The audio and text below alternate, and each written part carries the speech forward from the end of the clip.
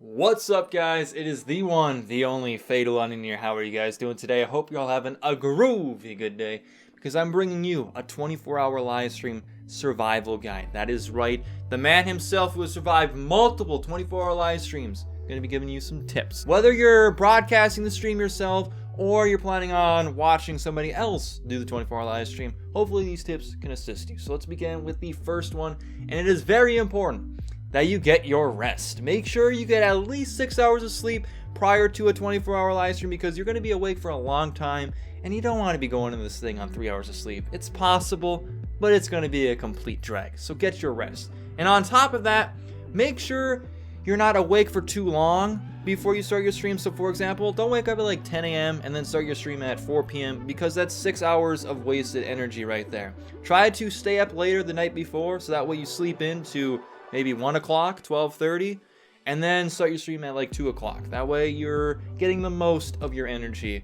for the day. The second tip is a very important tip as well, and that is nutrition. Make sure you're eating, high quality, nutrient dense foods that will help you stay energized and awake throughout the stream. One thing I would avoid though, well, there's a couple actually.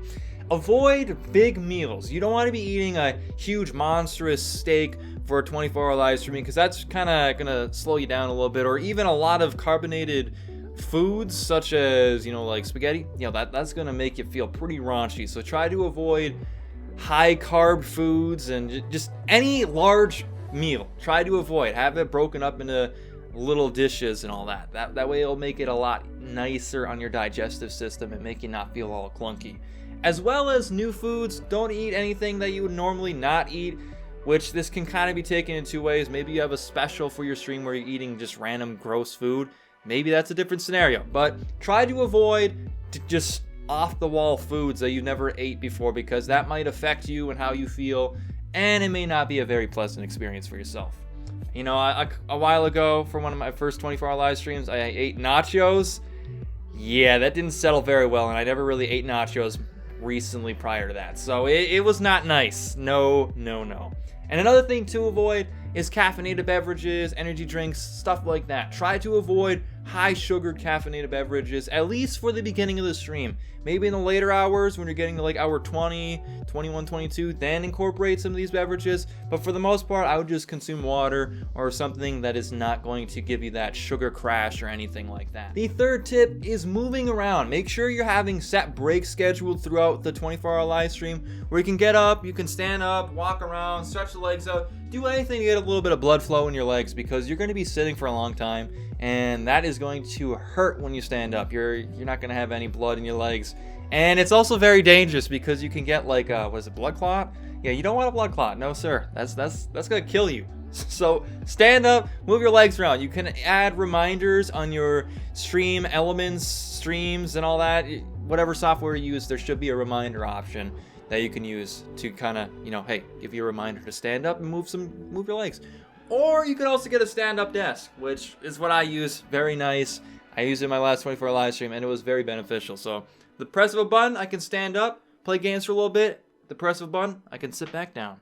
And the fourth tip is another thing that you should focus on, and know that you're going to have low points in your streams. So you need to try to find ways to combat this, because sometimes you're going to have no people in your streams. Sometimes you'll have a lot of people in your streams. So when it does get to like the low points, make sure you have something to do, such as a great single player game to play like Life is Strange, Heavy Rain, something awesome that's going to immerse you in it, because you want to make sure if nobody's in there, you want to be having fun yourself. So have something to do with that. Or have other games to play with other people, so multiplayer games to kind of help keep you engaged with other people as well, because that's going to keep you awake, it's going to keep the other people awake, and if there are people watching, that's going to keep them more engaged as well. So make sure you're playing other games like that. And lastly, maybe have something like special for the down period. So say you notice it's getting a little quieter, maybe incorporate song requests. That's what I did in my last stream. Or fan fictionals, or something that's very cheesy and fun and everybody will have a good time too. Have something like that to look forward to in your down times.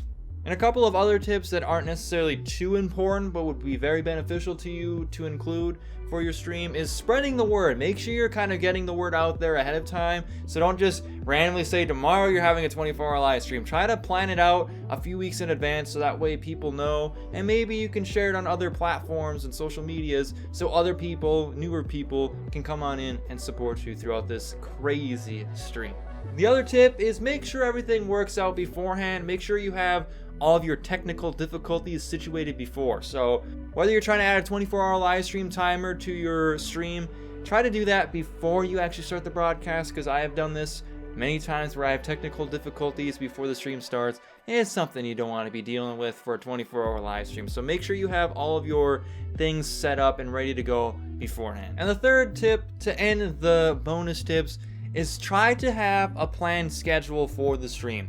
Of course, you can go in free balling. I've done that a couple of times as well, so I kind of got experience on both ends. So maybe have a plan of what games you're going to play at certain times, so that way people are more interested to come in and tune in at those given times. So like, for example, here's a list. This is what I used to do. I'd have certain time frames of when I'm going to take a break, when I'm going to eat, when I'm going to do this and that, and it's very good to have, so that way other people can follow along and see what your plan is for the entire broadcast. And the final tip for a good 24-hour live stream is just to have fun with it. You're doing this to kind of step out your little bubble, do something crazy, because who really wants to do a 24-hour live stream? Not too many people want to do that.